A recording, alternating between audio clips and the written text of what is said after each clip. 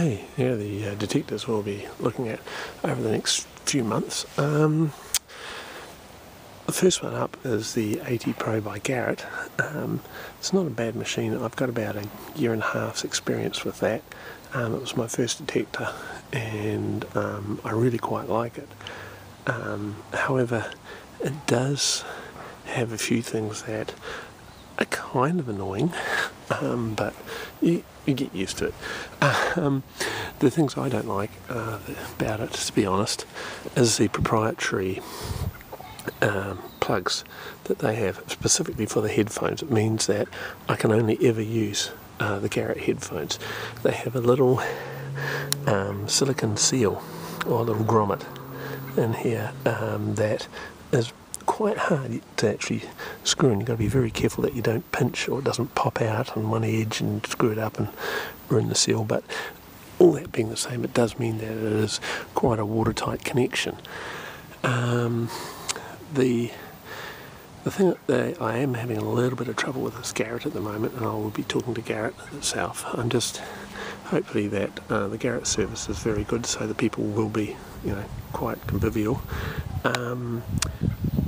Both my Garratts that I've had before have ended up, I think it's almost like a problem with the coil.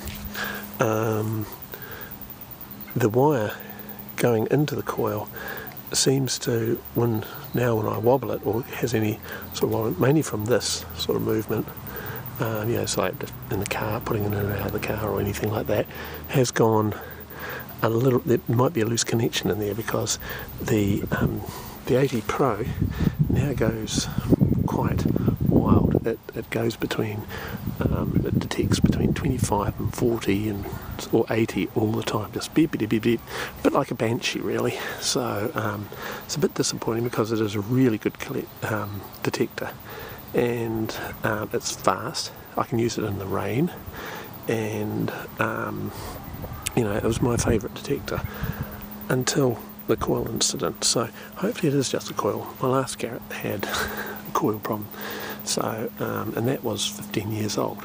So I'll be talking to Garratt about that. The upgrade, well, I won't say call it an upgrade. The next one from that was the Fisher F75.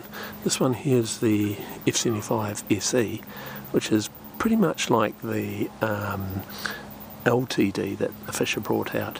What they did with the LTD was they found it was so popular that they ended up sort of thinking, well, it's a limited edition, we can't keep making it, so to satisfy the demand for the LTD, they brought out the SC. It's got the same electronics, same processor as the LTD, and the same processors, but it's an SE, which is special edition. I use this mainly for relic hunting. It's very fast. I like its response. However, if you do sweep too fast, it'll give a beep, and it'll be you just not hearing or noticing it. Especially if you're going through a field of that's a fairly high trash area. Actually, both the F75 and the 80 Pro seem to be quite fast machines. These are higher frequency machines, about between 13 and 16 kilohertz. I'm not sure of the exact frequency, but but they do quite well. Next one we have is it's V3i. I specifically enjoy using this one in the high trash areas. It is really, really, really configurable to the point that I probably just seem to use it mostly on standard modes, and from some of the suggestions from what the guys on the Whites forum say. So it seems to perform really quite well. Depth-wise, there's a lot of discussion on which one's deeper and which one is better at finding things in certain soils. I can't really comment on that because in New Zealand here we only have 200 years of colonisation in which we used, metal has been used.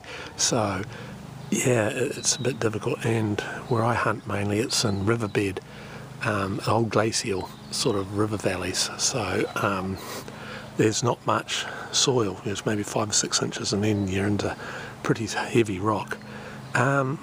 So yeah, but what I like about the V3i, and I could be wrong, but I do find that its polar plot mode is very handy for going through pull tab infested areas and bottle cap infested areas. They seem to have a certain pattern, and the coins, especially New Zealand coins, also seem to have a specific pattern that in polar plotting I can seem to pick up. Now, whether I'm missing gold rings, sure, I could be, you know. So every now and again I do start digging what I think is a pull tab, what the V3i says is a pull tab, and unfortunately, you know, it usually is a pull tab, but I've heard guys on the Whites forum say they'd rather dig pull tabs than not miss a ring. So yeah, I must try, you know, scanning more rings, you know, friends rings or any rings I come across, just to see what I can get. The next one I have the least experience with, but it's the Ctx3030. Originally we wanted to try a E-track, which is sort of just a bit more expensive than the 75 or 75Se. So what we've ended up with, however, is the 3030. It's an interesting machine. It came with a set of wireless headphones. Would I buy a set of wireless headphones? Probably not, if you know the extra money. But the thing is, once you do start using wireless, they are actually quite cool. The thing that I do worry about with the 3030 is, now it could just be me, I mean, MineLab do know how to make a cool looking detector. The cable, whereas yeah, on all the other detectors, goes on the outside of the shaft, and the MineLabs, they all go on the inside. And the coil, I must say, does look cool. But you've got the MineLabs logo wherever you look on the machine, which I suppose shows that they're proud of their equipment, which is not a bad thing. The thing I do have a little bit of concern about is, excuse my shadow, is up here. Again, probably from my days of always being a Garratt's boy, in coils. In here, this connector, this here is really quite stiff normally, so it sticks straight up and it's really quite hard to bend. See how it's bent? The coil itself is almost like one of those old telephone receiver coils, you know, ones on the old landline telephones, but it's strong. It's really, really strong. This one's 6 months old, and it's already started to bite into or like eat into the cable a little bit, so there's a little bit of tape that's been put around the end of this cable here. But if I try and pull it, it is really strong. That springy cable just rips it back up there, and if I try and get this to sit up straight, yeah, but the cable still works. Now this is only 6 months old, and already, you know, let's see if we can have a look at this. It's probably hard to see, but it's sort of quite a sharp edge to the plastic, and it just seems to be cutting in there a bit. But oh, I'll pull that back out again, but it's really, really strong. I might actually just try and put a little rubber grommet in or something like that, just to keep it, you know, keep it sort of like lasting a bit longer. But, you know, but all in all, it seems a good machine. That's a cat.